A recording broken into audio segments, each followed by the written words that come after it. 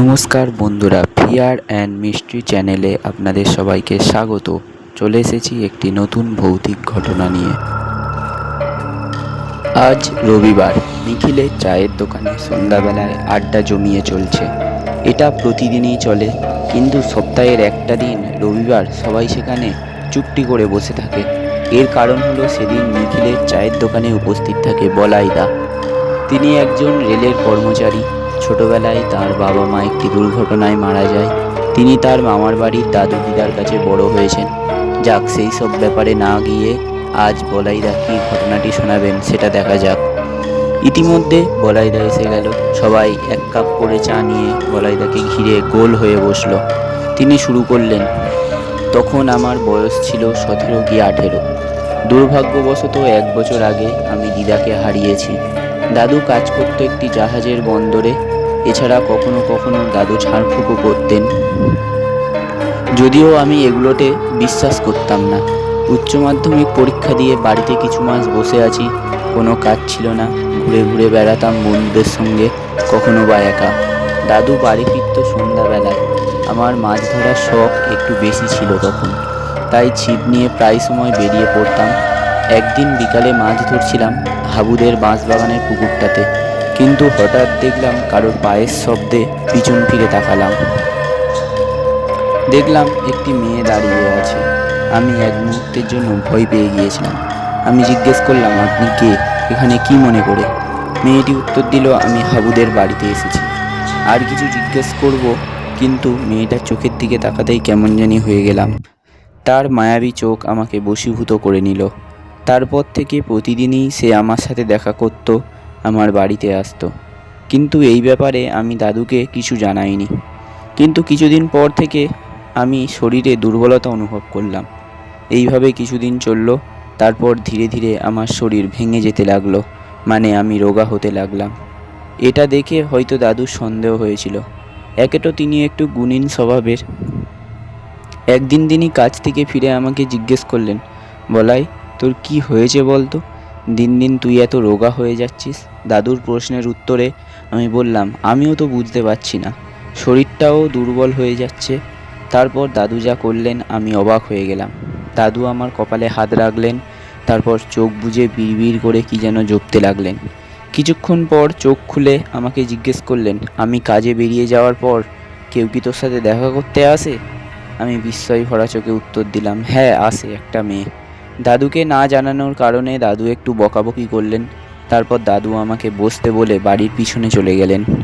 কিছুক্ষণ পর একটা কিছু এনে পিতলের মাদুলি নিলেন ও তার মধ্যে সেই জিনিসটা দিয়ে মোম গলিয়ে মাদুলির মুখ বন্ধ করে দিলেন। তারপর সেটা আমার ডান হাতে বেঁধে দিলেন। তারপর ঠাকুর ঘরে গিয়ে ঠাকুরের পায়ের ফুল নিয়ে আমার বিছানায় বালিশের নিচে রাখলেন। দাদু বললেন, কাল যে কেউ আসুক না কেন, এই ঘর থেকে বের হবি না। আমি বললাম, ঠিক আছে। পরের দিন সকালে দাদু বেরিয়ে গেলেন, কিন্তু একটা জিনিস দেখলাম। দাদু আজ একটা বড় ঝোলা নিয়ে গেলেন। তাতে কিছু তো ছিলই, হয়তো দাদুর কোনো কাজের জিনিস। তাই সেই সব নিয়ে বেশি চিন্তা করলাম না। দুপুরবেলা খাওয়া দাওয়া সেরে একটু শুয়েছি, হঠাৎ সেই মেয়েটার ডাক। আমি দরজা খুললাম, তাকে ভিতরে আসতে বললাম, কিন্তু সে আজ ভিতরে আসতে নারাজ। কোনো মতেই সে ভিতরে আসলো না। তাকে জোর করায় সে ভৌতিক কণ্ঠে বলল, তুই আগে ওই মাদুলিটা খোল ও বালুসের নিচে ওই ফুলটা ফেল। এটা দেখে আমি ভীষণ ভয় পেয়ে গেলাম। দাদুর কথা মতো আমি বাইরে বেরোলাম না। কিছুক্ষণ পর দেখলাম সে চলে গেছে, কিন্তু আমি আর বাইরে বেরোলাম না। হঠাৎ দেখলাম দাদু ছুটে এলো, এসে বাড়ির বাইরে থেকে ডাক দিলেন, বেরিয়ে আয়, সব বিপদ কেটে গেছে। এটা শুনে আমি বাইরে বেরিয়ে এলাম। আসতেই দেখলাম সামনে দাদু দাঁড়িয়ে, আর একজন অচেনা লোক। সেই অচেনা লোকটি কি একটা বিড়বিড় করতেই আমার হাতের মাদুলি খুলে পড়ে গেল। সেই সময় আমি যা দেখলাম সেটা মনে করলেই এখনও আমার শরীরে শিহরণ জাগে। তখন দেখলাম দাদুর শরীরটা যেন কেমন একটা হয়ে যাচ্ছে। ধীরে ধীরে সে একটা ভয়ঙ্কর রূপ নিল। তার একটা হাত ছিল না, চোখ দুটোতে কোনো কিছু পাওয়ার লালসা, বড় বড় দাঁত, গাল বেয়ে গড়িয়ে পড়ছে লালা। মনে হচ্ছে এখন তার ইচ্ছা একটাই, আমার রক্ত পান করা। আর সেই লোকটা তখন মাটিতে বসে মন্ত্র পড়তে লাগলো। সেই ভয়ঙ্কর রূপটি আমার সামনে এসে আমার গলা চেপে ধরল। আমি আমার চোখের সামনে আমার মৃত্যু ছুটে আসছে দেখতে পেলাম। হঠাৎ আমার পাশে কিছুটা দূরে মাটি থেকে একটা জমকালো ধোঁয়ার ঘুরতে ঘুরতে উঠল। তারপর সেটা একটা মানুষের রূপ নিল, কিন্তু তার চোখ থেকে বেরোতে লাগলো ধোঁয়া। এটা দেখা মাত্র ভয়ঙ্কর অবয়বটি আমার গলা ছেড়ে দিল।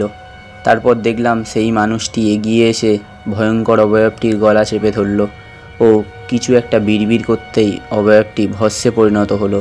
তারপর সে এগিয়ে গেল সেই লোকটার দিকে যে মন্ত্র পাঠ করছিল মাটিতে বসে। তার গলা চেপে ধরে তাকে তুলল ও তার ঘাড়ে দাঁত বসিয়ে সব রক্ত চুষে নিল। এক মুহূর্তের মধ্যে লোকটির শরীর ফ্যাকাশে হয়ে গেল। আমি ভাবলাম এবার আমার পালা। এত কিছু দেখার পর আমি অজ্ঞান হয়ে গেলাম। যখন জ্ঞান ফিরল তখন দেখলাম দাদু আমার পাশে বসে আছে। আমি চোখ খুলতেই তিনি বললেন, এখন শরীর কি একটু ভালো আছে? আমি বললাম হ্যাঁ। তারপর দাদু আমাকে সব বললেন। দাদু জানতো যে প্রেতাত্মাটি আবার আসবে। আমাকে ঘর থেকে বের করার জন্য সে তার সব রকম চেষ্টা করবে। তাই দাদু ঝোলাতে করে কিছু তন্ত্রবিদ্যার জিনিসপত্র নিয়ে গিয়েছিলেন। দাদু যখন বুঝতে পারলেন তার দেয়া মাদুলি মাটিতে পড়ে গেছে, তিনি বুঝতে পারলেন যে আমি বিপদে আছি। তিনি সঙ্গে সঙ্গে ঝোলা থেকে একটি আয়না বের করে মন্ত্রপাঠ শুরু করলেন। তারপর আয়না থেকে বেরিয়ে এলো আয়না পিশাচ। দাদু আয়না পিশাচ সিদ্ধ ছিলেন। তিনি পিশাচটিকে আদেশ দিলেন আমাকে বাঁচাতে ও প্রেতাত্মাকে বিনষ্ট করতে ও সেই তান্ত্রিককে মারতে।